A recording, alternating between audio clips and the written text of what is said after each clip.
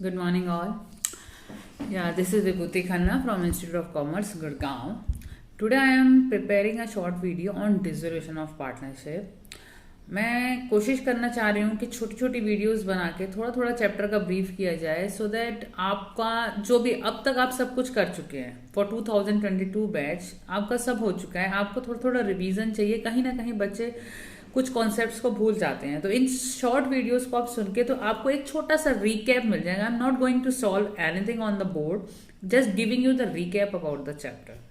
So what we are going to do in dissolution, अगर हम CBSE का sample paper देखते हैं तो there are two questions which you have to opt in your paper. One is 2 marker and one is 5 marker. Total 7 marks paper will be set from this chapter only. अब आपका 2 marker जो question होगा that will be conceptual question, I can say can be of theory also, but conceptual कुछ भी concept भी आपसे पूछा जा सकता है। लेकिन जो आपका 5 मार्कर है दे can ask general entries also and they can ask a normal question in which you have to prepare the ledger accounts. So what we are going to do in dissolution is, dissolution it's clear with the word firm is going to be dissolved. If your firm is going to be dissolved at that time, whosoever has invested in the business, आपका जो भी partnership firm है जिसने भी investment की है, there are 3 partners और 4 partners और 5 partners, whatever the partner share is there, all the money they will take back. आपको सबको पेमेंट करनी है। अब सबको पेमेंट करनी है, क्या पेमेंट मोड रहेगा, क्या प्रोसीजर है डिसोल्यूशन का, that we have to learn. So what we have to do is, हमारे पास जो पार्टनरशिप फर्म है और वो आपकी फर्म डिसॉल्व होने वाली है, तो डिसोल्यूशन के टाइम पे जितने भी आपके पास एसेट्स हैं और जो आपके पास लाइबिलिटीज हैं, whatever sundry assets are there, whatever liabilities are there, that should be transfer to a pool that is termed as realisation account. अब आपने क्या किया, सारी एसेट्स आपने एक रियलाइजेशन अकाउंट में ट्रांसफर की, सारी लाइबिलिटीज आपने रियलाइजेशन अकाउंट में ट्रांसफर की।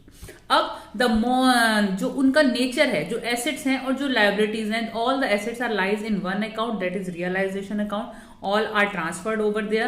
Now if you are going to sold out any property, क्योंकि डिसोल्यूशन का प्रोसेस है, सारी एसेट सेल होंगी, लाइबिलिटीज आपकी डिस्चार्ज होंगी, तो आपकी जब एसेट सेल हो रही हैं तो इस केस में आप क्या करेंगे, एसेट सेल हो रही है तो जो भी मनी आपको मिल रहा है वो उसी पूल में ही आएगा, that pool is realisation account. तो आपकी एंट्री होती है bank account debit to realisation account irrespective of the asset name.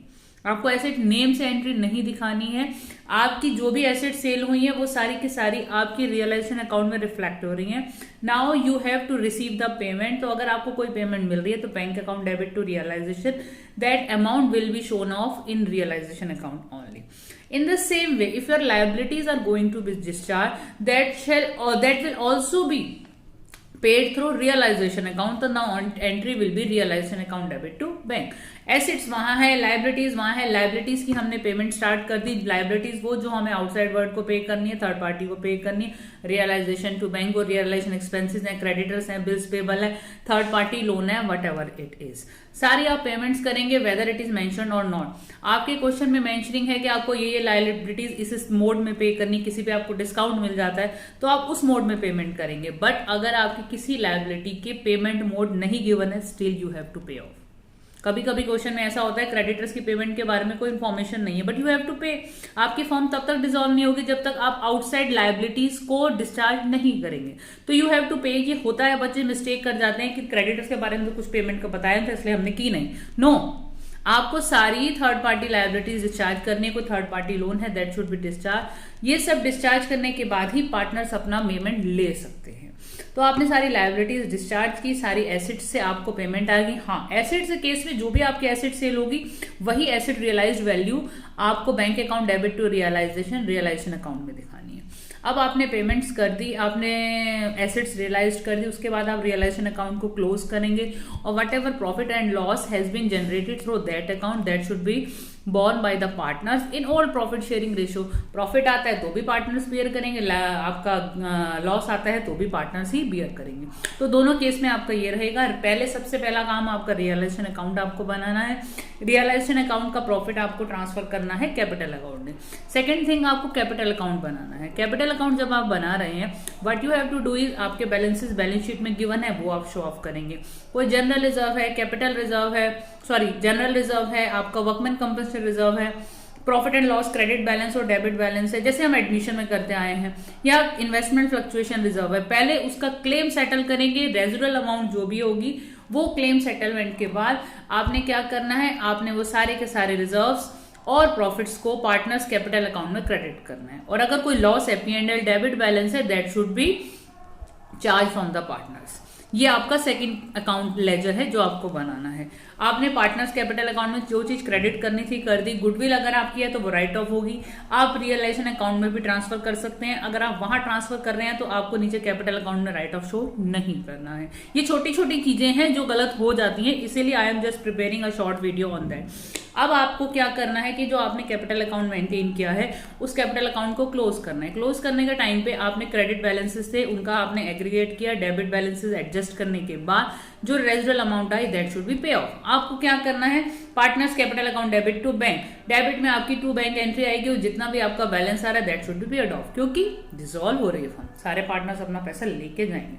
अब आपने कर दिया डिसोल्यूशन के केस में, एक आपने बनाया रियलाइजेशन अकाउंट, एक आपने बनाया partners capital account, third account आपको बनाना होता है बैंक अकाउंट। आपके पास जो बैंक अकाउंट है, आपने जो भी आपके पास बैलेंसेस गिवन भी हो सकते हैं, आपके पास जो बैलेंस शीट है उसमें आपको बैंक बैलेंस गिवन होगा। बैंक बैलेंस आपका डेबिट बैलेंस होता है, एसेट के केस में बैलेंस पुट करेंगे। आपने एसेट से जो मनी रियलाइज हुआ जो आपने रियलाइजेशन अकाउंट में दिखाया, लायबिलिटीज का जो पेमेंट आपने किया, उसके साथ साथ जो पार्टनर्स को पेमेंट किया, वो सारी की सारी चीजें आपकी as per the laser rules आप उनको बैंक अकाउंट में शो करेंगे। बैंक अकाउंट में शो करने के बाद आपका बैंक अकाउंट टैली हो जाएगा। डेबिट और क्रेडिट साइड का अगर आपका टैली हो गया तो ऊपर से सारा प्रोसेस आप ठीक करके आए हैं। This is the process which you have to follow. आपको यही सारा काम अपने रियलाइजेशन अकाउंट में, कैपिटल अकाउंट में और बैंक अकाउंट में करना है। ये चैप्टर इजी है। आपका एक 5 मार्कर क्वेश्चन भी आता है और सीबीएसई बहुत इजी भी देता है, मैं ये कह सकती हूँ। जनरल एंट्रीज बच्चों को कई बार टफ लगती है, बट अगर आप इसको 2 या 3 डेज इस चैप्टर को देते हैं तो you can score 7 marks. 7 marks इस चैप्टर से आपके आने हैं। एक 2 मार्कर आना है, 5 मार्कर आना है। हमें ये टारगेट बनाना है, हमें गलत नहीं करना है। आप जो भी चीज रिवाइज कर रहे हो वो 100% करो। हम 50-50%, कई बच्चे क्या करते हैं, कुछ स्टूडेंट्स की ये हैबिट होती है थोड़ा सब आ गया, थोड़ा से कुछ नहीं होता है। अगर कोई चैप्टर करना है तो डन करना है। डन का मतलब क्या है कि हमारा एग्जाम में गलत नहीं होना चाहिए। It's very easy to score, तो आप कर सकते हैं। आपको थोड़ी लेबर तो करनी ही पड़ेगी, बिना लेबर के तो नहीं होगा।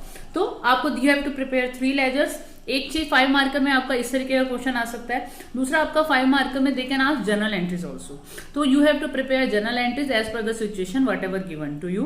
These are the things which you have to follow in case of dissolution of partnership. Okay, all the best.